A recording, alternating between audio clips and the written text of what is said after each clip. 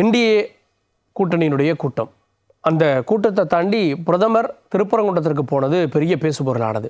திருப்பரங்குன்றத்திற்கு அவர் வருவது அப்படின்றது இப்போது திருப்பரங்குன்றம் சார்ந்த சர்ச்சையும் வழக்கும் இருக்கிறப்போ அது அரசியலாக்க வர்றாரா? திருப்பரங்குன்றத்தில் ஒரு சர்ச்சையும் கிடையாதுங்க. நீதிமன்றம் மிக தெளிவாக உத்தரவிட்டிருக்கிறது. நீதிமன்ற தீர்ப்பை அமுல்படுத்த மறுக்கிறது நம்முடைய திராவிட மாடல் அரசாங்கம். இந்த திராவிட மாடல் அரசாங்கம் நீதிமன்ற தீர்ப்பை அமுல்படுத்த முடியாமல் இன்றைக்கு நீதிமன்றத்தில் போய் கலெக்டர், போலீஸ் அதிகாரிகள்லாம் நிபந்தனையற்ற மன்னிப்பு கோருகிறார்கள்.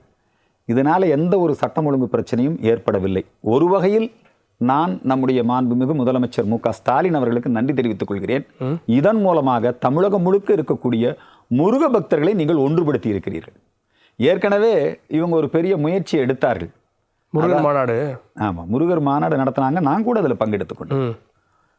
முருக பக்தர்களுடைய மாநாடு இந்த அரசாங்கம் எப்படி அணுகியது என்பதை நீங்கள் அனைவரும் சிந்திக்க வேண்டும். அவங்களுக்கு அவங்க கட்சியில் இருக்கக்கூடிய 1 கோடி இந்துக்கள், நாங்கள் ஒன்றும் ஆன்மீகத்துக்கு விரோதி இல்லை, இது எல்லோருக்குமான அரசு என்று சொல்லுகிறார்கள்.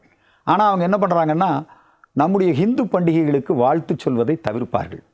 நம்முடைய சமய நம்பிக்கைகளை, முருகனுடைய பக்தியை பக்தர்களுடைய மனம் புண்படும்படி அவங்க கட்சி பேச்சாளர்கள் பேசுவார்கள்.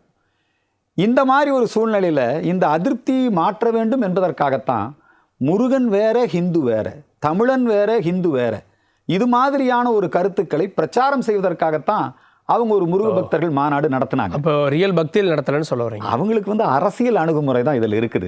அவங்களுடைய சித்தாந்தத்தை, கொள்கைகளை ஆன்மீகவாதிகள் மத்தியில் திணிப்பதற்கான முயற்சியை தான் செய்து கொண்டிருக்கிறார்கள். அதையும் தாண்டி இப்பொழுது ஓட்டு அரசியல் முன்னிலைக்கு வந்து விட்டது. இல்லை, அந்த ஓட்டு அரசியலை முருகனை கையில் எடுத்து இன்னைக்கு பாஜக பண்ணுதா? முருகனை கையில் எடுத்து பாரதிய ஜனதா கட்சி பண்ணுது அப்படிங்கிறத விட இதை பிஜேபி கையில் எடுக்கிறதுக்கு யார் காரணம்?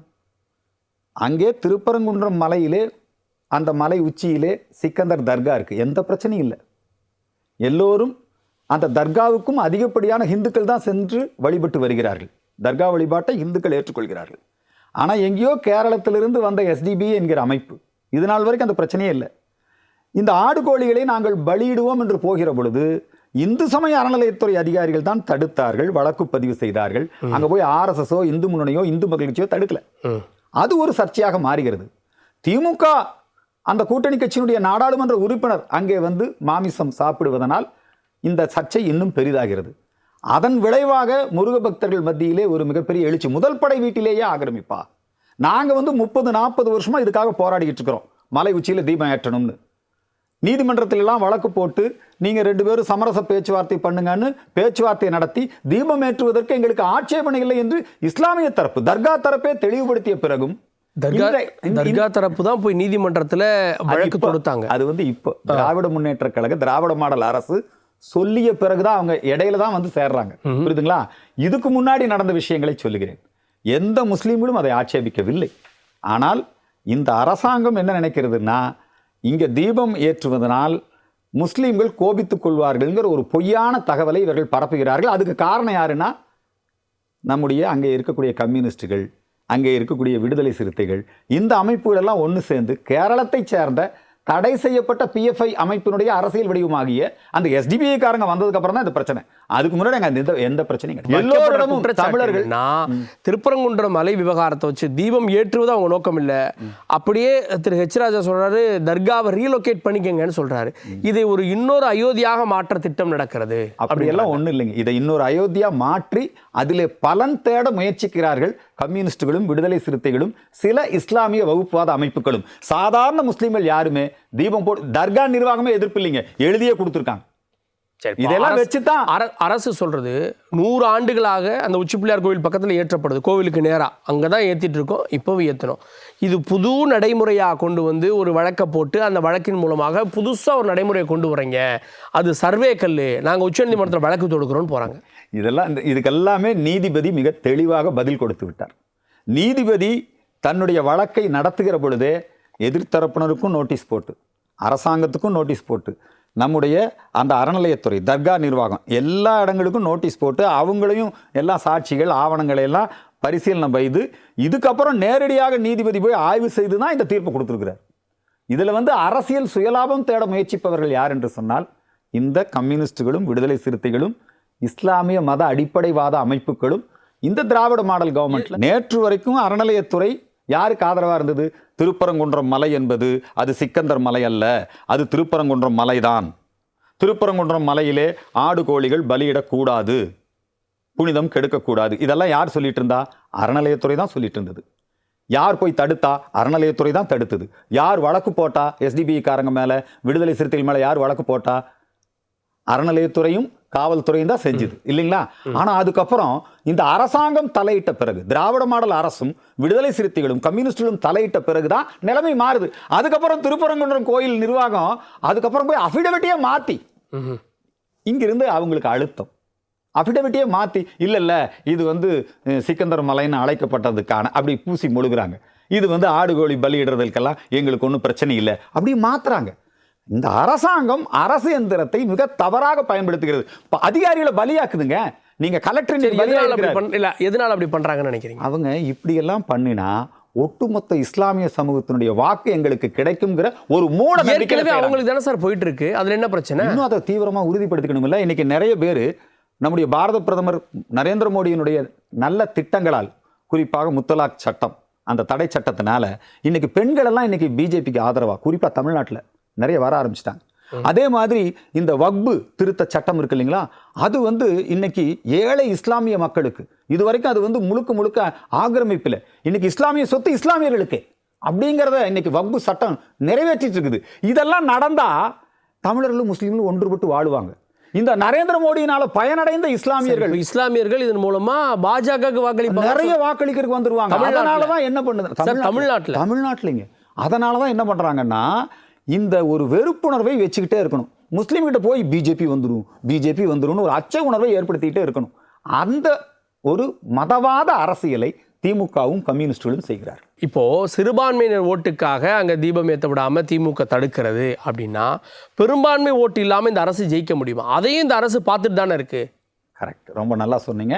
அதனாலதான் என்ன பண்றாருன்னா மு.க. ஸ்டாலின் ஐயா அவர்கள் இப்போ ஒரு பெரிய பூசாரிகள் மாநாடு, நாங்க என் மனைவி கோயிலுக்கு போறாங்க, அறநிலையத்துறை அமைச்சர் இத்தனை கும்பாபிஷேகம் பண்ணியிருக்காங்க அப்படின்லாம் சொல்றாங்க. அடிப்படையில் இந்த 4.5 ஆண்டு கால ஆட்சி இருக்கு இல்லைங்களா, அவங்களுடைய ஆட்சி திராவிட மாடல் ஆட்சின்னு அவங்க தான் பேர் கொடுத்துருக்காங்க. சரிதானா? திராவிட மாடல் ஆட்சியில் நாங்கள் 8000 கோயில்களுக்கு மேலே கும்பாபிஷேகம் பண்ணியிருக்கோம் இப்படியெல்லாம் பூசி மொழுகிறாங்க. உண்மையில் இந்த 4.5 ஆண்டு கால ஆட்சியில் என்ன நடந்தது? கோவில்களுக்கு அவங்க குடமுழுக்கு பண்ணியிருக்காங்க, பல்லாயிரக்கணக்கான கோடி ரூபாய் மதிப்புள்ள சொத்துக்களை மீட்டிருக்காங்க. குடமுழுக்கு பண்ணுறது யாரோட வேலை? குடமுழுக்கு கும்பாபிஷேகம் பண்ணுவது கோயில் அறங்காவலர்கள் தான் முடிவு பண்ணி பண்ணுவாங்க. அதுக்கு அறநிலையத்துறையினுடைய நிதி இருக்கு இல்லைங்களா, அந்த நிதி அதோடு கூட உபயதாரர்கள் மூலமா தான், அரசு நிதியிலிருந்து எங்கேயும் கும்பாபிஷேகம் 8000 கோயிலுக்கு பண்ணலைங்க. இதை இவங்க அப்படி ஒரு கிரெடிட் எடுத்துக்கிறாங்க, இது ஸ்டிக்கர் ஒட்டிக்கிறாங்க, இது நாங்க பண்ணணும். ஒருபடி மேல போய் இந்துக்களுக்கு எதிரான அரசு அப்படின்லாம் சொல்றீங்க. என்னங்க இந்துக்களுக்கு எதிரான அரசுன்னா எதனால சொல்றீங்க? நீங்க எல்லா பண்டிகைக்கும் வாழ்த்து தெரிவிக்கிறீங்க. கோவில்களுக்கு எப்படி சார் குடமுழுக்கு நடக்கும்? அது இந்து சமய அறநிலையத்துறை நீங்க நிர்வாகம் பண்றீங்க சார். அத அவங்க இந்து சமய அறநிலையத்துறை எங்க இருக்கு? எங்க இருக்குது? ஆட்சியின் கீழ இருக்கு. இந்த ஆட்சி யாரு? திமுக ஆட்சி. திமுக ஆட்சி இந்துக்களுக்கு எதிரான சொல்றீங்க. நீங்க திமுக ஆட்சி கோவில் கும்பாபிஷேக விழாக்களை அதே மாதிரி நாம நம்முடைய கோயில் அறநிலையத்துறையை முழுக்க அவங்க கட்சி பிரச்சாரத்துக்காக பயன்படுத்திக்கிறாங்க. ஒரு பத்திரிகை அடிக்கிறாங்கன்னு வச்சுங்க, அறநிலையத்துறை ஒரு தேர் திருவிழா, அந்த பத்திரிகையில சாமி படம் சின்னதா இருக்கும், ஐயா ஸ்டாலின் படமும் நம்முடைய உதயநிதி ஸ்டாலின் படமும் பெருசா இருக்கும். இது என்ன சார் அநியாயம்? நீங்க இந்த கோயில்களை நிர்வாகம் செய்வது இந்து சமய அறநிலையத்துறையிலிருந்து அந்த ஹிந்துங்கிற வார்த்தையை சொல்றதுக்கே இவங்க ரொம்ப தயங்குறாங்க. நீங்க பாருங்க, இப்ப சமீபத்தில் முஸ்லீம் முகல்லாக்களின் மாநாடு, முஸ்லீம் லீக் மாநாடு நடைபெற்றது. அந்த மாநாட்டில் முதலமைச்சர் பங்கெடுத்துக்கிட்டார். அவங்க வைக்கின்ற எல்லா கோரிக்கைகளையும் ஏற்றுக்கொண்டார்.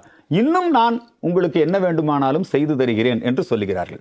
எந்த அளவுக்குன்னா, இஸ்லாமிய சிறுமிகள், பெண் குழந்தைகள் 1000 ரூபாய் அவங்க ஸ்கூலுக்கு வந்தா, ஏன் இந்து குழந்தைகளுக்கு அந்த உதவித்தொகை வழங்கக்கூடாதா? கல்வி உதவித்தொகை அது என்ன? இஸ்லாமிய கல்வி உதவித்தொகை வழங்குவதில் என்ன மத பாகுபாடு? இப்பயும் ஸ்கூலுக்கு வர்றவங்களுக்கு 1000 ரூபாய் மாணவர்களுக்கு கொடுக்குறாங்க. எல்லா மாணவர்களுக்கும் கொடுக்கறது இல்லைங்க, அவங்க சில பேர்த்த செலக்ட் பண்ணி கொடுக்குறாங்க. ஆனா கல்வி உதவித்தொகை என்று வழங்குகிற போது அதுல ஏன் ஜாதி மதம் பார்க்கணும் கேட்க. புதுமை பெண் திட்டம் அப்படின்னு ஒன்று இருக்கு. இருக்கட்டுங்க, இந்த மாதிரியான திட்டம் அவங்க எந்த திட்டத்தை நடைமுறைப்படுத்தினாலும் அந்த திட்டத்துல இப்ப பொங்கலுக்கு பொங்கல் தொகுப்பு கொடுக்குறாங்க. அந்த திட்டத்துல முதல்ல யார் வாங்குற மாதிரி போட்டோ எடுத்து போடுறாங்க? இந்துக்களும் வாங்குறாங்க, இல்ல அவங்க கிறிஸ்டியனும் முதலமைச்சருடைய வாங்குறாங்க, விளம்பரத்துல முஸ்லீம் பாருங்க, வாங்குறாங்க. முதலமைச்சருடைய விளம்பரத்துல, இந்த அரசாங்க விளம்பரத்துல பாருங்க, இவங்க இந்த 4.5 ஆண்டு காலமாக நடத்திய திராவிட மாடல் ஆட்சி முழுக்க முழுக்க சனாதன ஒழிப்பு ஆட்சி. அதை அவங்க கொள்கை பிரகடனமாவே வச்சிருக்காங்க. இல்ல அவங்க சொல்ற சனாதனம்ன்றது சாதியின் பேரால ஏற்றத்தாழ்வு இல்லையா? இல்லைங்க, இப்ப உதயநிதி அவர்கள் சொன்னது அதானே, சாதியின் பெயரால ஏற்றத்தாழ்வுகளை தான் நாங்க சனாதனம்னு சொல்றோம். சனாதனம்னா கொசு, டெங்கு, மலேரியா. சாதியின் பெயரால் ஏற்றத்தாழ்வுகள் எங்க இருக்குதுங்க? இங்க சொல்லுங்க. நம்முடைய சமூகத்திலே இருக்கே சார். சார், ஏற்றத்தாழ்வுகளை கற்பித்தது கோவில்களுக்கு உள்ள அரசியல் காரணங்களுக்காக நீங்கள் ஏற்றத்தாழ்வுகளை கற்பித்தது நீங்கள். சனாதன தர்மம் எந்த இடத்திலும் ஏற்றத்தாழ்வுகளை கற்பிக்கவில்லை என்பதுதான் உண்மை. பிறப்பால் உயர்வு தாழ்வு, பிறப்புக்கும் எல்லா உயிர்க்கும், அதான் சனாதன தர்மம். அத சொன்ன அதே சனாதனத்துல ஒரு பிரிவு தான் பிறப்பால் உயர்வு தாழ்வும் இல்ல. இந்த தொழிலை இவர்தான் செய்ய வேண்டும் அப்படின்னு சொல்லுகிறது. அப்படியெல்லாம் இல்ல. நாங்க சனாதனிகள் அல்ல. முன்னை பழமைக்கும் பழமையாய், பின்னை புதுமைக்கும் புதுமையாய் சீர்திருத்தங்களை ஏற்றுக்கொள்வது அதுதான் சனாதனம். புரியுதுங்களா? அம்பேத்கரை ஏற்றுக்கொண்டோம், நாங்கள் அண்ணல் காந்தியடிகளை ஏற்றுக்கொண்டோம், நாங்கள் இன்னும் பல புதிய சிந்தனைகள், சீர்திருத்தங்களை உள்வாங்கிக் கொள்வோம். நாங்க மதவாதிகள் அல்ல. புரியுதுங்களா? ஆனா வேண்டுமென்றே உள்நோக்கத்தோடு இந்த திராவிட இயக்கங்கள் தொடர்ந்து எங்கள் மீது இத்தகைய ஒரு அவதூறு, வெறுப்பு பிரச்சாரத்தை செய்து வருகிறார்கள். அதை நாங்கள் முறியடிப்போம்.